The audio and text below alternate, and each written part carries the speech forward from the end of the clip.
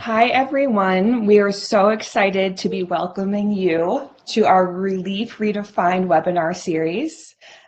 We will be starting officially in a minute. We're going to give a couple minutes for people to sign on, but my name is Caitlin West, and I am the founder of Alivio Technologies.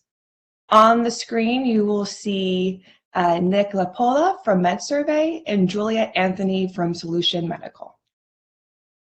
Behind the scenes, we have our mighty Caitlin Gibson, who will be managing the chat and making sure that we answer all of your questions accordingly.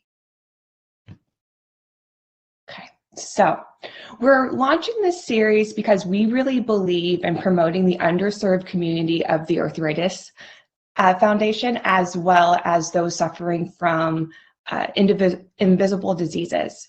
We want to make sure that we raise awareness to those who are suffering in silence, as well as providing solutions for innovative care for pain and inflammation relief. So, as we continue forward, you will see that we believe in three core values: that everyone deserves access to affordable and effective pain relief, that knowledge is power that leads to advocacy, and then we believe in the power of community.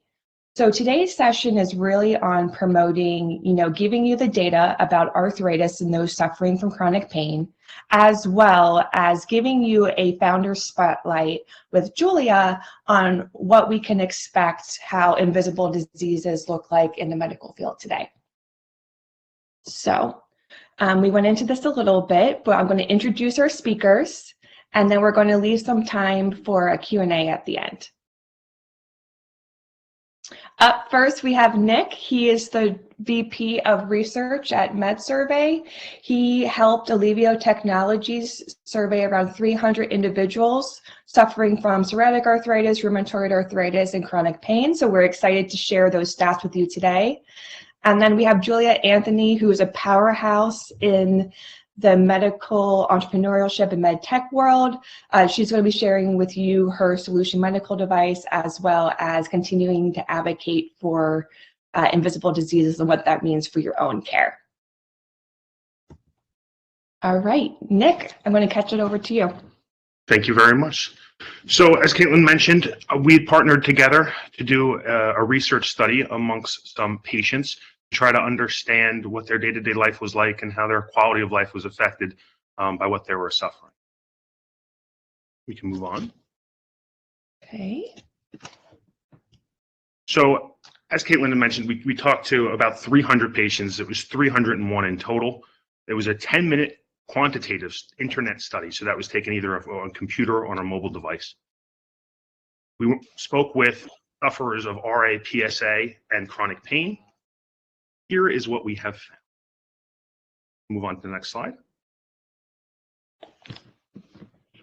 So to make sure that what we were presenting to you today could be projected to a larger community and the population as a whole, we tried to make sure that on the demographic segments, we aligned everything as closely to how the United States would be aligned.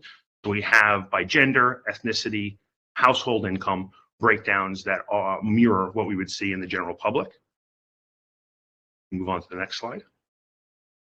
And additionally, by education, US Census region, and then finally you can see our breakout by disease state. It was heavily focused on PSA here, but there were components from both that chronic pain and rheumatoid arthritis.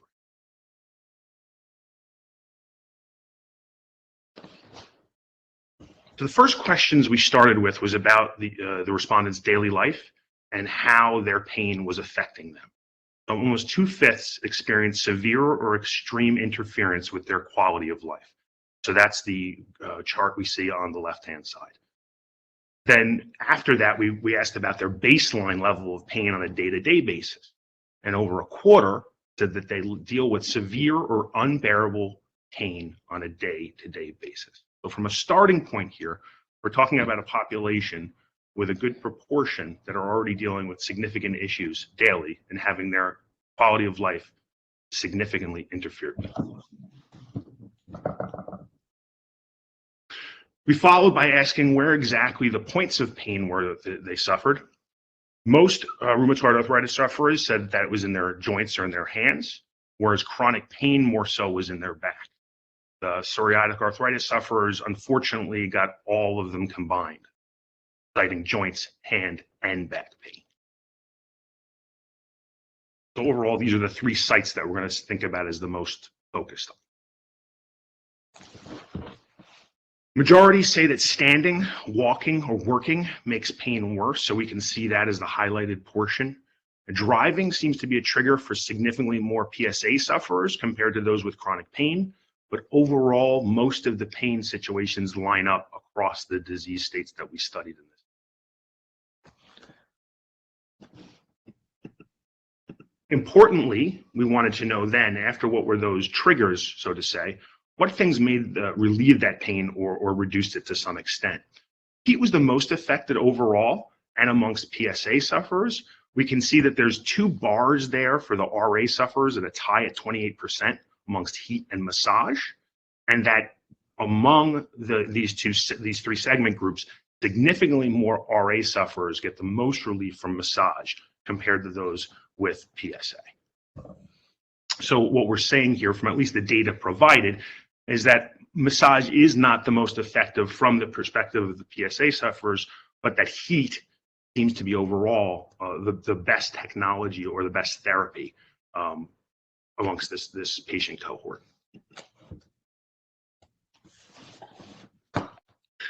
Then we asked about their current satisfaction with the treatment that they have for pain at the moment, and over 4/5 said that they were less than totally satisfied with current pain treatment. So we see that the overall segment there on the left-hand side, then broken down by the three disease state segments, there's not much significant difference. There's a little blip in the moderately, but overall you can see that this aligns pretty well across all three segments, with the fact that no more than 16% there are totally satisfied with their current pain treatment.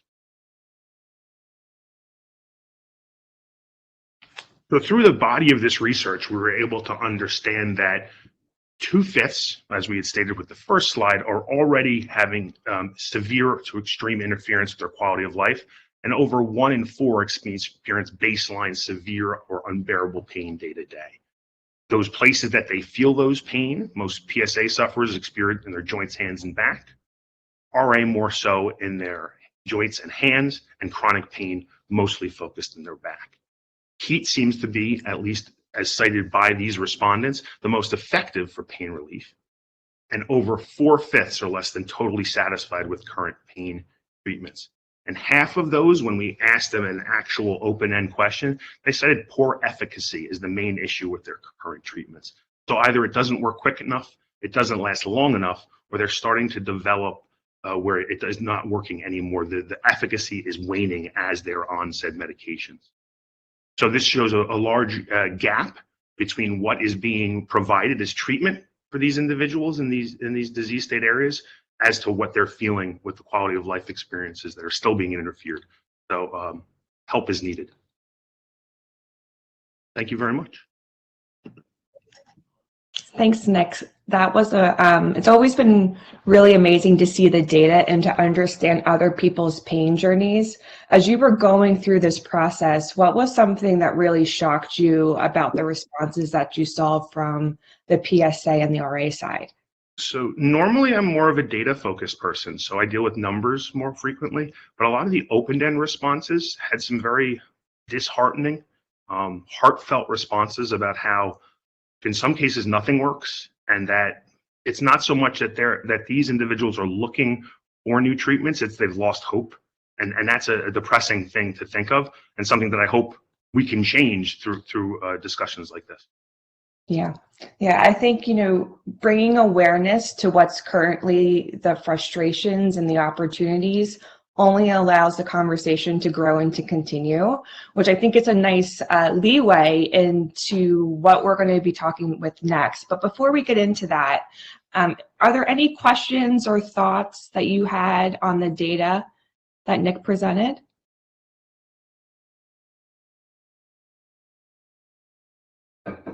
Power of silence. So I gave that like 4 seconds, 5 seconds. But Julia, we're going to kick it over to you because I think it's going to be really great to hear your story and how you are bringing awareness to the community as well. So let me mute you. Okay, sounds good. Can you see me? Can you hear me? Yeah? Yes, All we right. can see you and hear you. And Caitlin, I'll let you know when I'm ready to go to the next slide. When I talk, I very much enjoy when people from the audience participate, so I'm hopeful at the end we can have a little discussion. And with that, we'll get started. I also will preface, I have dogs here. Hopefully they won't bark, and I apologize if they do while I'm speaking. So my name is Julia Anthony. I am the founder and now Chief Strategy Officer at Solution Medical, company I founded a little over 4 years ago in the Philadelphia area, which is still where we are primarily located. However, I live up in the New York City area now, in North Jersey. And my journey starts as a rare disease patient. So I was actually born with a life-threatening condition where my body does not make cortisol. The chronic disease or condition that puts me at risk for something called an adrenal crisis, which is an acute episode that is life-threatening, requiring a life-saving injection. Similar to an EpiPen, however, the current standard of care takes 14 steps to administer, and that's because you have to mix the drug at point of care. So there's a liquid and a powder that need to be mixed and then injected. So Caitlin, if you go to the next slide, please. So with that in mind, I founded Solution Medical. That's actually our old logo, but that's me in Times Square for some of the work we did last year. And what we're doing is we're creating a pre-filled single-use auto-injector that requires significantly fewer than 14 steps, depending on how you count it. Could be 2, could be 4, could be 1, but it's pre-filled, and it's similar to an EpiPen. We're considering be the EpiPen for adrenal crisis. So Caitlin, if you could go to the next slide, please. So what's really interesting about the condition that I have, which is not the same area that Caitlin's working in, but similar in that it is an invisible condition to many people until it isn't. I seem perfectly healthy and fine. I've often been told, you don't look sick. I don't understand what it is you're working on, what you have, or why this is so important, and what you have is life-threatening. Because of this, advocacy is incredibly important, and some of the other things that you're seeing on the screen are things that I've actually heard or other folks with this condition or similar conditions have heard when it comes to trying to advocate for what we have, sharing what we need, but sharing that with people who aren't in our shoes and don't see that we're sick, so they're confused about how to help. And this is something that I think through Solution Medical, we're helping to remove bias and promote education and advocacy. But the biggest and best way I think that this can be done is as an individual and sharing your story with as many people as you can about what you need before you need it. So I'll get into that in a second. But what we've also done at Solution is we've created a nonprofit collaboration network of more than, I think, 18 groups now internationally to help leverage and spread the word about education and awareness. And I think that this is something Caitlin and I have spoken about before together as well. But, you know, Solution Medical is a specialty pharmaceutical company. But this is the solution to proper adrenal crisis management is a bespoke solution that requires a lot of different things. We can't do everything as a single company, and neither can any singular nonprofit. So it is through collaboration and advocacy that we're working really hard to not just provide a better medical solution, but also provide education and promote awareness. And for what it's worth, April is Adrenal Disease Awareness Month. But one of the things we're doing next month and the following is, you know, why should a single awareness month happen throughout the year? So next month we're running an awareness campaign with one of the nonprofits we work with that's US based, doing a survey with patients, and then for those patients who allow us to share their responses, promoting through an awareness campaign in June their answers. So this is just one of the many ways that we collaborate for awareness, education, and self-advocacy with this group called the Magic Foundation. That'll be coming out on May 1st, so actually on Monday. But definitely recommend incorporating this mindset in terms of working with others in the field for collaboration, for awareness, and self-advocacy. However, doing this as an individual is the most important thing. So thank you, Caitlin. Yeah, I already kind of talked about what it is we do. There's a picture of our device. I got a little ahead of myself. Here is the device actually. There I am, upper right-hand corner of my screen. So here's what the device actually looks like. I don't want to focus too much on that, though. I want to focus on the next slide. I think it's the next slide. Next one after that. This one. So how to use your voice to be your own best advocate.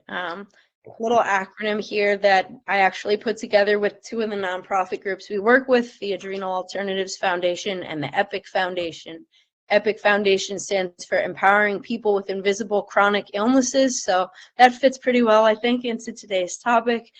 So how to best use your voice to self-advocate, to share and communicate with people in various ways what you need. So first is being vocal, telling people what you need before you need it. I can give an example of this. When I worked in an office, because we don't work in the office so much anymore, I used to train people about what I needed. It was kind of awkward because you're like at the front of the room and you have to share your, at the time, very complicated kit. When you do that, people get scared and they want to help you, but they also don't want to be responsible as the person who maybe doesn't save your life. They'll be really happy if they save your life, but not so happy if they're not able to.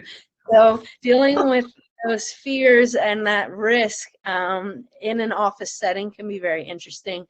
But as a kid, and this also had to be done by my parents. You know, I played soccer, I rode crew, I played basketball. So it was my mom who did that most of the time when I was a kid, letting my friends, parents, or coaches know what I needed. So whether you're doing this for yourself or you're doing it for a loved one or a friend or maybe your child, really important to try to overcome any embarrassment that you might have or fear of sharing your story, and definitely letting people know what you need, ideally before you need it. Because trying to teach while I'm having a crisis is not going to happen. I'm usually unconscious when one of these crises occurs. So really important to have that forward thinking and do that. So then also being organized. I'm not sure how it works with the condition that you have, Caitlin, and what you're working on, but you know, a lot of times people think doctors are God or a demigod, for lack of a better analogy or term. They know everything, they have the degrees, and they certainly know a lot. This is not to poo-poo doctors, but you know yourself best. And one of the big things with the condition that we're working with at Solution, adrenal crisis, is that diagnosis often happens. It takes a very long time for proper diagnosis to occur. You go to one doctor, they think you have Lyme's disease. You go to another doctor, they think you have the flu. You go to another doctor, you have a plethora of other conditions. So it's really important to be prepared for your visits and keep your notes organized from previous conversations.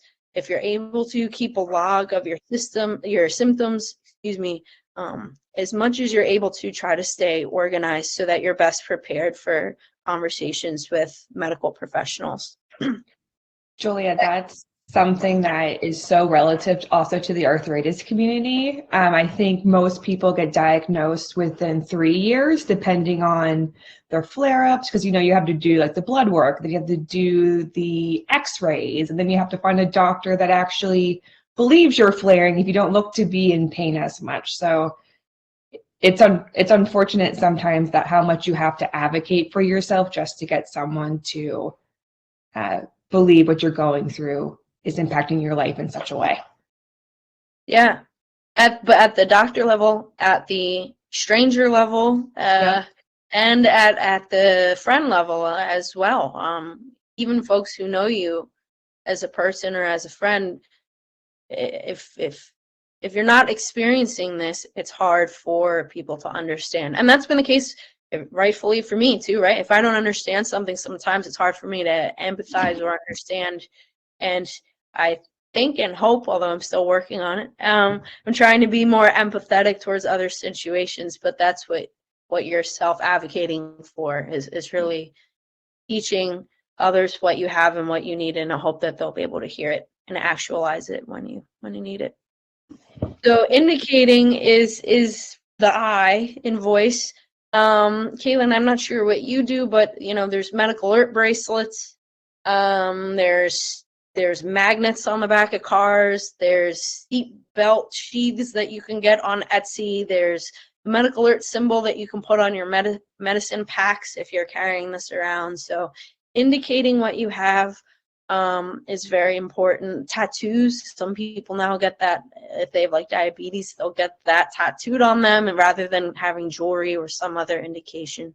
But figuring out the best way to communicate your needs, streamlining this and making it universal is a challenge, and it's something that we're working with in collaboration with these nonprofit organizations I mentioned. Everybody does this differently. And even though paramedics are trained to look for medical alert bracelets, they don't always look.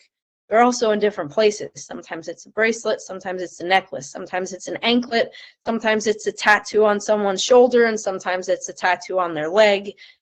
So standardizing how indication takes place, and this is for any indication, I think is very important, and having collaborative discussions with various stakeholders, patients, prescribers, medical personnel, primary first responders, in order to come to whatever that solution is, I think is really important. And that again goes to the importance of collaboration. So then C is combat stigma. I think in this particular case, cortisol, the thing that I lack and replace every day with a pill for maintenance therapy and need an injection for when I have an emergency, people don't like that word. Hormones make you tired, they make you stressed, they make you have PMS, they make you fat, they have all sorts of negative connotation associated with them. But hormones denote a life-sustaining actual thing. We can't see it, but they're in our body. So it's true that hormones can have negative impacts on our body when not regulated correctly, but it's also true that they keep us alive. So me just saying that, I hope for some of the folks here, maybe helped open their minds up to the importance of hormones and what it is they do besides making us stressed, tired, or overweight. But educating folks about this and talking about it again is really important, whether it's this condition, adrenal crisis, or for arthritis, other conditions, whatever it might be. Are there stigmas, Caitlin, that you hear or face or have experienced before that you care to share? It's also kind of a personal question, but it's sometimes I find it's a hard balance between even going back to indicating and the stigmas, like how much I actually want people to know. But to your point, just a general reflection, like if I don't tell people what I'm going through, and then if I suddenly look like I'm not as happy of a mood, like people don't understand why. So it kind of goes on both ends of meeting yourself where you're at, and then also being able to communicate in a way and to bridge away from the stigmas of it's not supposed to be hereditary, it's supposed to be a little bit more of a visible disease. For me, it's not. And just educating people. So not necessarily on the stigmas, but just what you were saying just really resonated for me with my own psoriatic arthritis journey. But again, it's as much as I want to advocate for myself is how much others will advocate for me. So I have to be vulnerable and leaning into that.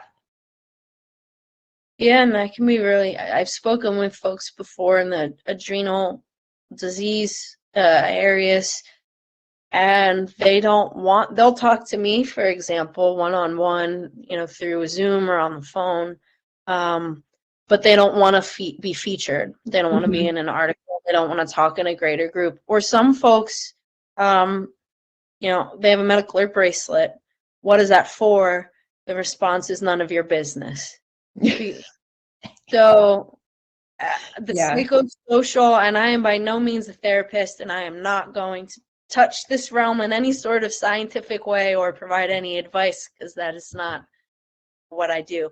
But the psychosocial aspect and lens through that applies to all of these acronyms and words and then some, is really challenging, and it's important to talk about, if not with your care provider, also trusted friends, you know, a therapist, however you feel, you know, most comfortable. It's a very real thing, the psychosocial aspect of it, and feeling at times alone, especially if you try to share and actualize any of the things here and then get a negative response. Well, that just reinforces not sharing. So really important to try to accept that it's okay to be vulnerable and other folks might not understand. Yeah. So that goes into E, encouraging conversation, like we're doing right now, or however you feel comfortable, be it with friends or in the workplace, like just even going out, right? When I go into New York City to a club or a restaurant, current standard of care I have right now is white powder and a needle. That doesn't go over so well when you're trying to go to a concert or through the airport. So having the folks you go to those events with understand what it is you're carrying and what you need. So if security rips your bag open and powder and needles start falling out, you know, you're not now the person in line who looks like you're not going to get into the venue. I mean, there's a reason that you need this medication. So just another example where some of these words become and thoughts can become very real depending on the context and situation. Any other thoughts here before we go to the next slide? Or from the audience? We don't have to wait till the end, I suppose, to ask questions or ask if anybody has stories or things they want to share about these ideas. Julia, I was laughing at your concert story because I can't tell you how many times I've had to go through security at the airport or somewhere, and I've had like all these medications, and then sometimes I'll have an EpiPen or an inhaler, and because it looks differently in the packaging, it's like they're taking out everything and exposing my life to people who maybe didn't even know that I had arthritis in the way that I did. So it's a very relatable topic. Nick, have you heard any interesting stories through your research, or that doesn't really, the subjective doesn't necessarily come up as much when you ask like really quantitative, objective like questions? Yeah, it's more from the brief open end that I've had the experience with here. The second phase of the research project that we're going through is going to have us have the opportunity to speak more in depth with a handful of the individuals who actually took the survey. So we're going through that process right now, and we're hoping that that's going to add a little more color to the conversation. Awesome. But again, we're having some people who don't want to talk, right? They want to remain anonymous. So these conversations are important though to help people feel more comfortable. Yeah, well, like even the thing we're launching on Monday, there's everyone will remain anonymous. Like we're not asking for names, contact information. We're just asking their story, I believe their age, and are they answering as themselves as a patient, or are they answering on behalf of maybe a child who's able to remember that the event happened, or a significant other, friend, whatever. Because again, a lot of times the caregiver who has to provide the treatment, in this case, the emergency is so bad that likely there's a lot of cognitive distortion, if not the person's unconscious. But and then at the very end, it's can we share this or not anonymously? So anonymity can be helpful, but even then, some people don't want to share. To your point, so. All right, well, if you want to go to the next slide, please. So I kind of covered some of this in the last slide, but if the last slide was the acronym, then these are some tangible things that myself and at the time Adrenal Alternatives Foundation, as well as the EPIC Foundation, recommended, and I still think that they are relevant. So understanding that you deserve best care. This is another, there's a whole lot of psychosocial things that go into all of this that I'm not going to touch upon from a medical perspective. You know, this idea that you are worth what you need and deserve what you are asking for is really important when you do this self-advocating and telling people what you need. So yes, it might be embarrassing when I had to go up in the front of a group of people and pull out my kit and vulnerably tell them what I have and what I need. But understanding that that's okay, accepting that that's okay, and also accepting that it's okay, I need to ask for help. Really important things on the understand header. Tracking your symptoms, which I mentioned. So whether it's on your phone or through some app, through, for example, one of the nonprofits that we work with, or just some other app that maybe a patient has put together, but figuring out the best way to track your symptoms for you, if not just for you, again, to be able to share data with your practitioners. Not being afraid. So this kind of goes back to what we said, but it's okay to actually fire doctors. Now, there's a lot of things that go on with this because I don't know, for example, who's here, where you're located. Are you kind of in a care desert, for lack of a better term, meaning there aren't hospitals nearby or there's not care nearby, so you have limited access. But it's okay to question doctors to an extent, and again, just making sure that you have the best care that you need. Sharing your truth, which we've touched on a bit already, keeping copies of your records, which I already mentioned, and then researching, but you know, researching can mean different things depending on the sites or sources from which you research. Researching from Wikipedia is one thing. Researching from different forums or focus groups on the internet, Facebook, Instagram, are the ones I'm most familiar with, but I'm sure there's others. I'm not a huge social media person, is another thing. And then advice from doctors is a third thing. So, you know, you have to distill down what information is most important to you, but also what is most accurate. This can be really tricky, and I'm not here today to provide any sort of advice or recommendations to that end. That's not my role. I think that forums and apps and sharing can be very helpful, but you have to hear all of it with a lens or a filter, because sometimes people think they're doctors and they aren't, and they will provide advice when they shouldn't. So just be really careful sometimes with online and social media in terms of what folks share, and making sure that you do have the oversight of some sort of trusted medical practitioner. You're actually following the guidelines and care protocols of. So that's pretty much it on my side. I'm not sure if anybody in the audience wants to share about how they've utilized those ideas before, and if it's been helpful, or if you envision yourself using them moving forward, and if they could be helpful. But it'd be really nice to hear from some folks in the audience, their thoughts or any questions. And of course, Nick and Caitlin too, if you have any. Well, on your last point, I did want to add something about the research aspect. I think it's almost unnecessarily complex when you start looking at the published research about a disease state.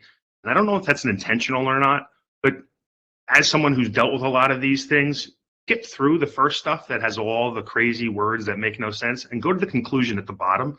They hide it.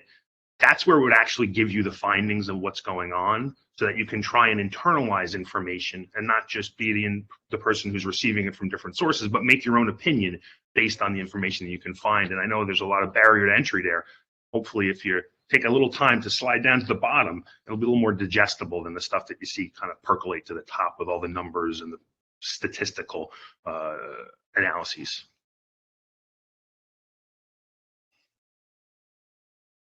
Yeah, that's an awesome point. I've heard of some apps, I can't remember them right now, that tried, and founders and whatnot who are trying to help mitigate that noise for specific verticals and indications, and like siloing data so that you can Google, you know, adrenal crisis, and like the most important salient and digestible things will come in the top, instead of like, we had an N of 460 people and ran this statistical data. Like, no, most people don't care about that. But what does that mean for my daily life? I just want it to be fixed. What can I do? Yeah. But even that can be kind of biased, right? Who wrote that paper and who paid for that research? So it's unfortunate that you have to think about it that way. But even like sponsored research could skew the results of that data. And it's not necessarily, that's the thing about research, it's not just who's asking the question, but even how the question's asked. And sometimes as a researcher, that's one of the things that we walk into knowing, that we bring our own biases, and there's a lot of thought and diligent work to make sure that you're asking it in the most benign way to get the closest to the truth, right? That's not always guaranteed. So yeah, there is some times when you do need to read not just what's there, but who is asking and who is paying for them to ask that question. That's a fair point.